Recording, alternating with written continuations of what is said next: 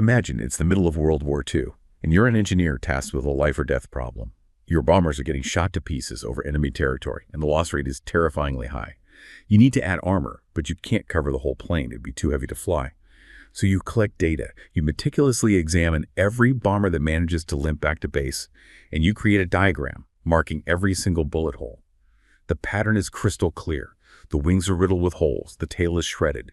The main body is peppered with damage. The military brass looks at your chart, and the solution seems obvious, almost staring them in the face. Reinforce the areas that get hit the most. It's simple, direct logic. But then a quiet statistician named Abraham Wald steps in and tells them this logical solution is completely wrong. He says that if they follow that plan, they will lose even more planes. The armor, he insists, needs to go where the bullet holes aren't. His seemingly insane advice would go on to save countless lives, and the hidden logic behind it reveals a flaw in our thinking, so common it quietly shapes the bad decisions we make about our society, our money, and our lives every single day. Yeah, that story from the war effort, it's just the perfect setup, isn't it? It shows exactly what happens when you're only looking at, well, filtered data. It's really the origin story for this incredibly pervasive cognitive bias we call survivorship bias. Right. So that's what we're diving into today, this idea that we often only see the winners, the survivors, and how that really twists our perspective on everything from, like you said, engineering to starting a business. Exactly. So let's unpack Wald's thinking first, because it really does feel backwards initially. If the planes coming back are shot up on the wings and the tail, why on earth did he say reinforce the spots without holes, like the engines or the cockpit? Well, the absolute key is realizing what sample you're actually looking at. The military guys. They were only studying the planes that made it back, the survivors. Okay. These planes had, successfully flown through enemy fire. That was the selection process, and they got home. So the bullet holes they had on the wings, the fuselage, that actually shows where a plane can get hit and still keep flying well enough to return. Ah, so those areas aren't instantly fatal. Precisely. Statistically speaking, those are the non-critical zones. If you get hit there, okay, it's bad, but you might survive. Which means the crucial missing information, it's the planes that didn't come back. That's it, exactly. Those hundreds of planes that were shot down, the failures in this scenario, they must have been hit in those other places. The places where the returning planes had no holes. Like the engine. Like the engines or the cockpit. If a plane could take a hit to the engine and still fly home, the engineers would have seen engine damage on the survivors. But they didn't see any, or hardly any. So Wald, correctly, figured out that it hit there. Wow. Well, that was catastrophic. Game over. Flight ending instantly. That's where the armor needed to go, because that's where the real hidden vulnerability was. Wow. So the absence of data, the lack of bullet holes in certain spots, was actually the most important clue? That's pretty wild. It really is. And it perfectly captures the formal idea of survivorship bias. It's this logical mistake we make when we focus only on the things or people or businesses, whatever, that made it through some kind of selection process, the survivors. And we completely ignore the ones that didn't make it through. Yeah. The failures. Right. We overlook their existence, their characteristics, everything. It's basically a specific type of sampling bias. So if your sample, the group you're studying, is already tilted towards success because you're only looking at the winners, then any conclusion you draw is bound to be, well, skewed. Too optimistic, maybe? Or just plain wrong? Definitely too optimistic. You might end up trying to copy what the successful ones did, thinking that's the secret sauce. When maybe those factors were totally irrelevant. Or maybe even the failures had those same characteristics. Exactly. And that leads to this really distorted view of reality. There's a writer, Nassim Nicholas Taleb, who talks about this a lot. He calls the missing information the silent evidence. Silent evidence. I like that. Yeah, it's powerful. It's all the stuff you don't see, the stuff that's unobservable, the businesses that closed down, the medical treatments that failed, the research papers that never got published, or, the planes that crashed. Right. And because this evidence is missing, it fundamentally warps our understanding of what actually works and what doesn't. We only hear the success stories because, well, the failures aren't around to tell us what happened. It makes you think, doesn't it? Yeah. We spend so much effort studying successful companies, famous leaders, winning investment strategies. But if those successes are just the lucky few who survived a really tough filtering process, we're missing the story of the vast majority who didn't make it. We lack the full context.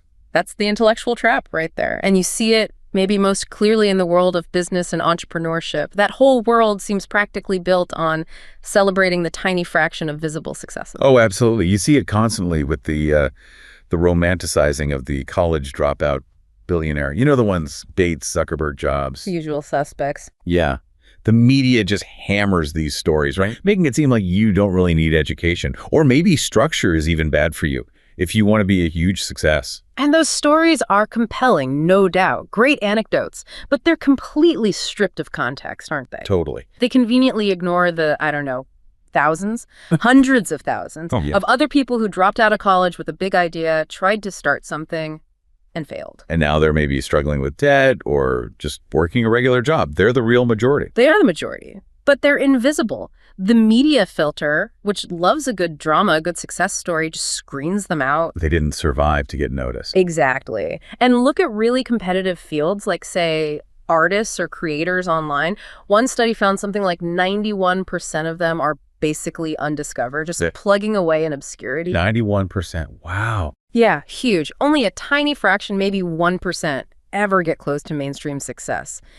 The massive number of failures, people who don't make it big, they just vanish from view. All we see are the survivors at the top, which makes success look way more common than it is. And this selective view, it feeds directly into what you could almost call, well, entrepreneurial euphoria, which sounds nice, but it can be incredibly dangerous, financially speaking. Think about it. If you're starting a business, you've put everything on the line, savings, time, maybe even your house. You almost have to believe, deep down, that all those scary failure statistics, they apply to other people, right? Not you. You have to believe you're special. You practically have to. And the data on this mindset is, well, it's pretty shocking, honestly. Researchers looked at entrepreneurs right after they'd fully committed to launching their new business. Okay. Now, if these folks were being purely rational, purely objective, knowing how many startups fail historically, they probably should have rated their own chances of success at maybe 5 out of 10, maybe even less. Right, kind of a coin toss, statistically speaking. So what did they actually think their odds were? It was extreme. Just remarkable optimism. Get this. 81%. Yeah. 8-1. Thought their odds of success were 7 out of 10 or better. Okay, that's high, but maybe understandable. Wait, it gets wilder. A full 33% believe their odds were 10 out of 10. 10 out of 10. Dead certain. Dead certain. Guaranteed success in their minds. Wow. Okay, a third of people starting a business are absolutely sure they'll succeed, even though the general stats paint a very different picture. That feels less like simple confidence and more like, I don't know, a necessary psychological shield just to get started. It might be. I mean, the average perceived chance of success for their own business was 8.1 out of 10.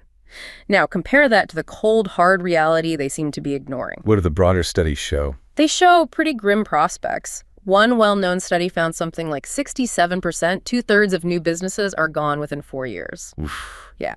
Other research puts the figure somewhere between 50% and maybe 71% discontinuing or changing hands after just 5 years. So realistically, a rational assessment of survival odds should be maybe 3, 4, or at best 5 out of 10. But they're averaging 8.1 for themselves. That's the huge gap. It's a massive disconnect from reality. But here's where it gets even more interesting psychologically. They aren't totally blind to the risks for other people. Ah, the self-enhancement factor. Exactly. When they ask these same entrepreneurs about the odds of any similar business succeeding, their competitors, their peers. What did they say then? The average perceived chance dropped a lot, down to 5.9 out of 10. Okay, so they admit the market's tough, failure is common, just not for them. They think they have some secret weapon. That's precisely how it looks. The difference between 5.9 for a business like mine and 8.1 for my business, that gap reveals the bias perfectly. A huge 68% of them thought their own chances were better than others in the exact same situation. 68% think they're above average. Yep. And only a tiny 5% thought their odds were worse. The overwhelming feeling is, I am going to be the survivor. Those bad statistics, that's for everyone else. Okay, but does actual preparation factor in? Like, if I am objectively better prepared, I have the degree, the experience, the capital, does that rationally make me more optimistic? Or is this optimism just random belief? You'd hope so, right. You'd think being well-prepared would correlate with higher confidence, and maybe justifiably so. Yeah. But the research found something really striking, almost funny in a way. They looked at all those things you normally link to success. college education, previous business ownership, management experience, how much money they started with. Did those things predict optimism? Almost zero relationship. Systematically, there was basically no connection. The entrepreneur's own ratings of their odds were almost completely unrelated to these objective factors. Like, hang on, for people maybe less familiar with stats, they reported this R-squared value of just 0.01. In simple terms, what does that mean? How much did preparation explain their confidence? Right. R-squared tells you how much of the variation in one thing here, their optimism score, is explained by the other things, the objective factors like education and capital. And R-squared of 0.01 means those objective factors explained only 1%. 1% of the difference in how optimistic they felt, which basically means, yeah, the person who seemed poorly prepared was just as likely to be wildly optimistic as the person who looked really well prepared on paper. So whether you had tons of experience in cash or practically none, you were just as likely to say, yeah, 10 out of 10, I got this. The optimism is coming from somewhere else entirely, not the facts. Exactly. It seems to be driven almost entirely by internal psychology. The researchers point into a couple of things. One is called post-decisional bolstering. Meaning? Once you've made a huge commitment, like starting a business, you subconsciously exaggerate how good that decision was and downplay the risks just to justify it to yourself. Okay, makes sense. And the other? A high internal locus of control. This is the deep-seated belief that you personally control your own destiny, that you can overcome the odds no matter how bad they look statistically. I can definitely see how that mindset is. Well, a double-edged sword. On one side, it's completely detached from the actual economic reality, which sounds like a recipe for disaster. Right. But on the other side, maybe you need that almost delusional level of commitment to actually push through the incredibly tough early years of a startup. That's the real tension here, isn't it? The downside is obvious. Being too optimistic often means you don't prepare properly. You're too vulnerable. Look at the money involved. Median startup capital in that study was just over $20,000. 20 grand. That's not much of a safety net. Not at all. Provides very little cushion when things inevitably go wrong. And if you're blinded by optimism, it's really hard to see when your core idea isn't working or when you need to change direction and this is crucial, when you need to cut your losses and shut it down before you lose everything. But the flip side is that drive. Yes. That same optimism fuels incredible commitment.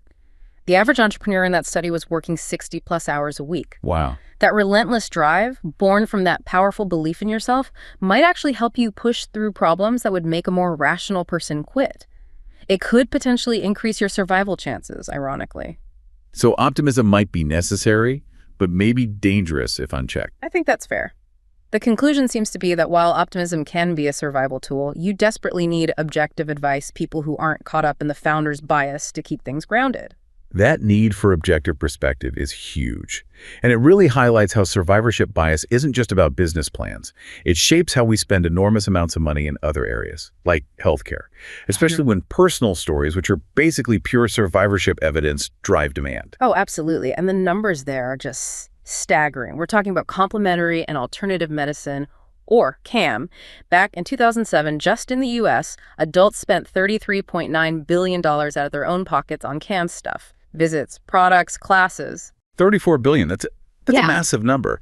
How does that fit into the bigger picture of healthcare spending? Well, it's about 1.5% of total U.S. healthcare spending that year, which maybe doesn't sound huge until you realize it was 11.2% of all the money individuals spent out of pocket on healthcare. 11%. So more than a tenth of the money people personally spent on health went to CAM. Yeah. And this is money spent largely based on anecdotes, right?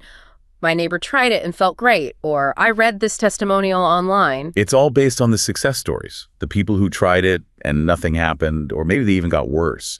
They're the silent evidence again. They don't tend to shout about it. Exactly, and that drives this huge spending. Where did the money actually go? Well, there was a big shift towards self-care. That's really key to understanding the bias here. Self-care meaning? Almost 2/3 of that $34 billion, about $22 billion, was spent on things people bought themselves. Products, classes, books, materials.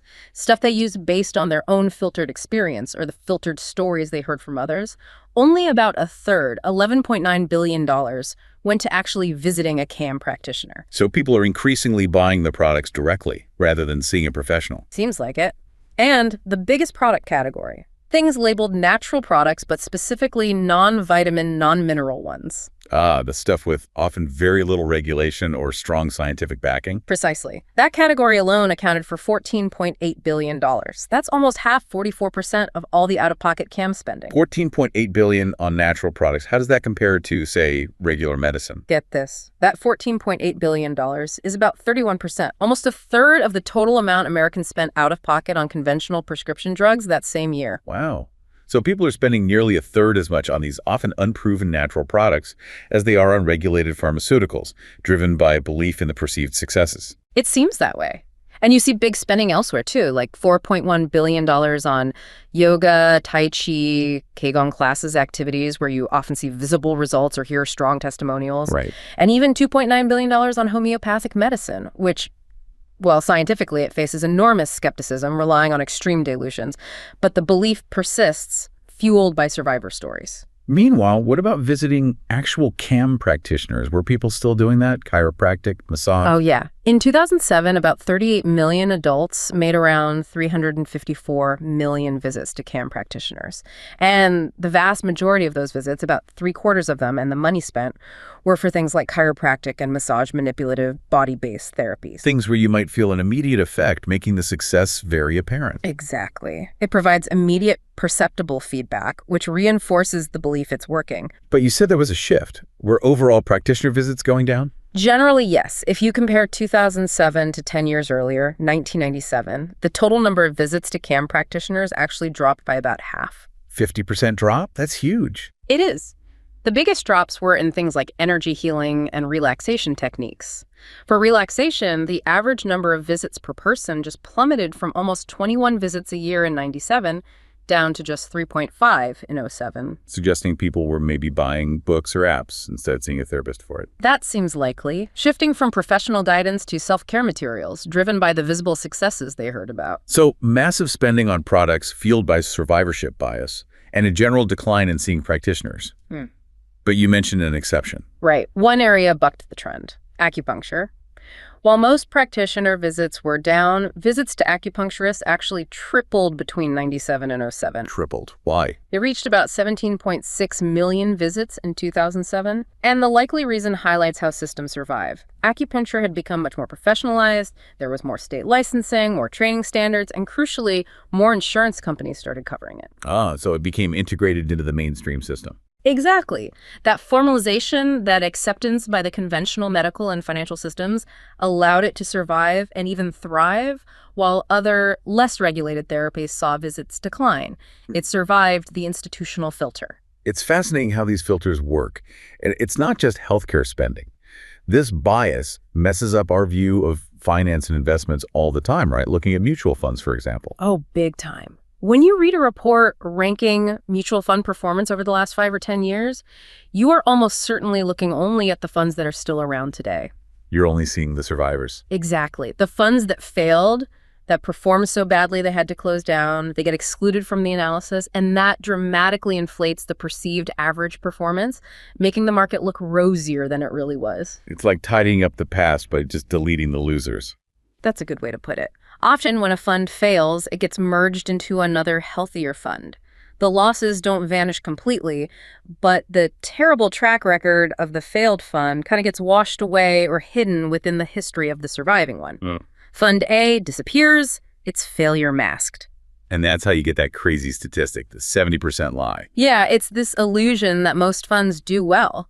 Because if you only look at the funds still operating, it's possible for something like 70% of them to claim they were in the top quarter, the first quartile of performance over some period. How is that even possible? Because all the funds that were in the bottom half or bottom quarter, the ones that dragged the average down, they've been closed and removed from the pool you're measuring against. You're comparing survivors only against other survivors. That's a massive distortion. Do we know how much this actually costs investors, this bias? Researchers have tried to calculate it. The estimated impact of this survivorship bias across the U.S. mutual fund industry is roughly 0.9% per year in risk-adjusted returns. Okay, 0.9%. Maybe it doesn't sound huge. Per year. It's the average annual difference between what the surviving funds report and what the true average return would be if you included all the funds, failures included. Over decades, that hidden 0.9% compounds into a really significant amount of overestimated performance. And this isn't just mutual funds, right? Yeah. Doesn't it affect how we look back at stock market indexes too, like backtesting? Absolutely. Index backtesting is super vulnerable. Think about an index like the S&P 500. It's basically a list of the current big, successful, surviving companies. Right. If an analyst tests some historical investment strategy using only the companies that are in the S&P 500 today, they're ignoring all the companies that used to be in it but failed, went bankrupt, got acquired, or just shrank and were dropped over the years. So if I model a strategy based on today's winners, I'm pretending they were always winners. Pretty much. You're testing against a sample that's fundamentally biased towards success and longevity. By leaving out all the historical failures that fell out of the index, you make the past performance of the index and any strategy based on it look much better than it actually was. So to do it right, you'd have to track every company that was ever in the index, including when they dropped out. You absolutely have to. You need the real history, the actual constituents over time, including all the entries and exits, winners and losers, to get an unbiased picture. It really feels like this bias is everywhere. It's not just finance or bombers. It even seeps into science and how we record history. It really does. Even in the academic world, which we think of as objective, there's a significant issue called positive results bias. It's a big type of publication bias. Positive results bias, meaning journals prefer studies that found something interesting. Basically, yes. Studies that show a null result, meaning the experiment didn't find a significant effect, or you could say nothing really happened, are much, much less likely to get published than studies that do find a positive, statistically significant result. Okay, I can see how that would be a problem. It means the published literature, the body of work we all rely on, is systematically skewed towards successes, even if some of those successes were just statistical flukes, pure chance, or maybe due to small sample sizes. So if 100 labs test a weak hypothesis, maybe 5 will get a positive result just by luck. And those are the 5 papers that get published, while the 95 that found nothing just sit in a file drawer somewhere. That's the dynamic. Those 95 failures become part of the silent evidence. This leads to situations where these false positives get established in the literature, and then other researchers have trouble replicating the results, partly because they don't know about all the previous failed attempts. It creates this self-reinforcing cycle, making certain effects seem stronger or more real than they are. Exactly. It distorts the scientific consensus. There was that famous kind of funny example about this in longevity research, the idea that winning an Oscar makes you live longer. Ah, yes. That was such a great story, right? Success literally extends your life. An initial study did claim that actors and actresses who won an Academy Award lived almost 4 years longer on average than nominated actors who didn't win. 4 years is a lot. It is. But the way they analyzed the data was flawed. It fell victim to something called immortal time bias. Immortal time bias. Sounds ominous. But it's a statistical trap, right? It is, and it's actually quite logical when you break it down. Think about it.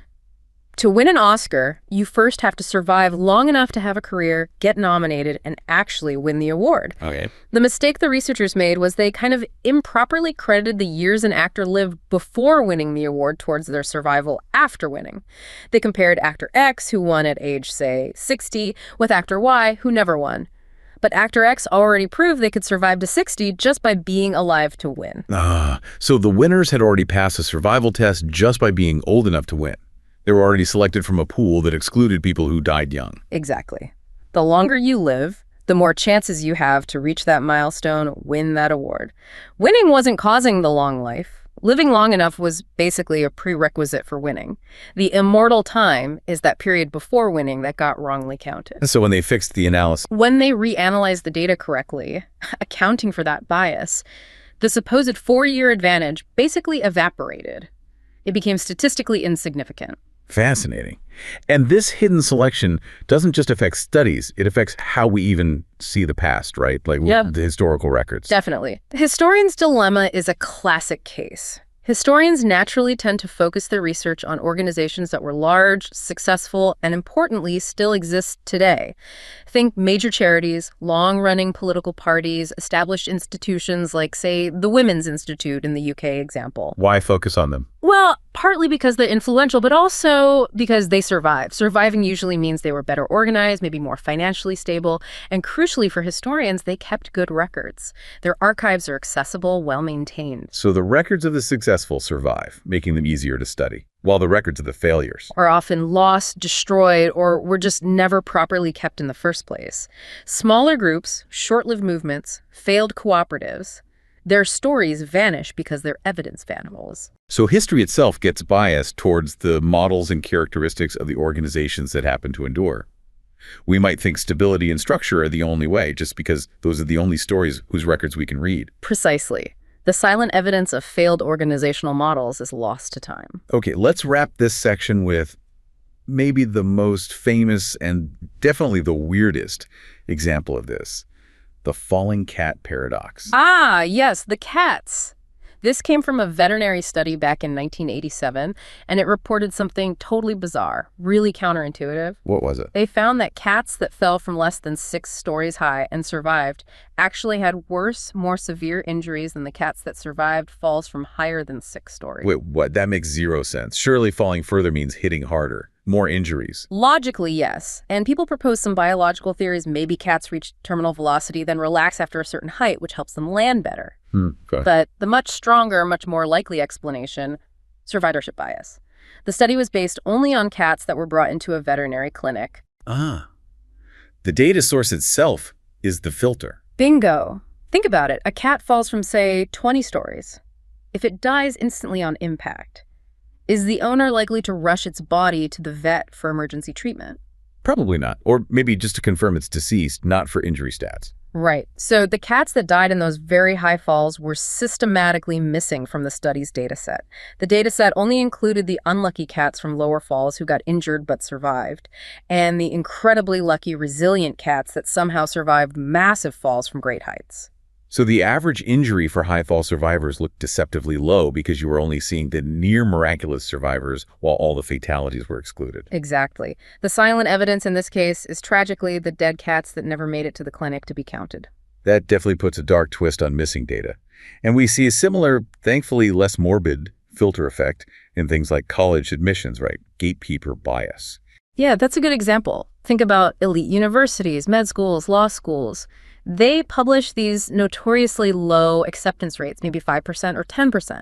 Sounds incredibly hard to get into. Right. But the effective difficulty, the real odds, might be even lower than that published number suggests. How could it be lower? Doesn't the rate account for everyone who applies? It accounts for everyone who submits a formal application.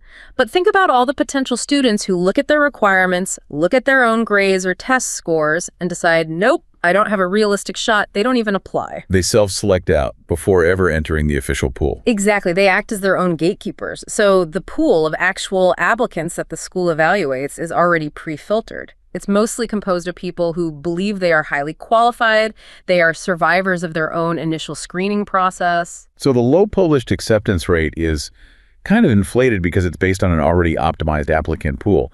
The real hurdle starts even before you hit submit. That's the idea. The barrier to entry is so high, perception-wise, that it weeds out many potential failures before the institution even has a chance to reject them formally. Wow. Okay, so this whole deep dive, it feels like it's revealed just how constantly our view of the world is being filtered. We started with Abraham Wald and those WWII bombers. Yeah. Realizing that fixing the damage you see on the survivors was exactly the wrong approach. Yeah. And we've seen that same flawed logic pop up everywhere. Entrepreneurs who are incredibly, maybe irrationally optimistic because they only focus on their own potential survival, ignoring the base rates of failure. Consumers spending billions on treatments based on anecdotes, the stories of those it worked for, while the failures remain silent. And investors looking at financial data that's been cleaned of all the losers, giving a falsely rosy picture. Right. It seems survivorship bias isn't just some obscure statistical quirk. It's this fundamental mental shortcut, or maybe a trap, that really shapes how we decide where to put our resources. It absolutely is, whether it's deciding about armor plating or where to invest venture capital or what healthcare options to fund, or even which scientific results to trust. The world constantly feeds us this curated, optimized view that highlights success. And our job, it seems, is to constantly push back against that curated view. To always ask that critical question. Who didn't make it back? Where is the silent evidence? What failures are we not seeing? Because that constant stream of positive results, we encounter the superstar entrepreneur, the miracle cure, the winning stock pick, the organization that lasted centuries. It isn't necessarily proof of genius or a guaranteed formula. Often it's just the visible tip of a huge iceberg of failures that sank unseen. Exactly. The real key to making smarter decisions, better policies, more robust plans, it isn't just about trying to copy the successes we can see. It's about systematically digging for, understanding, and accounting for the failures that are so easy to overlook.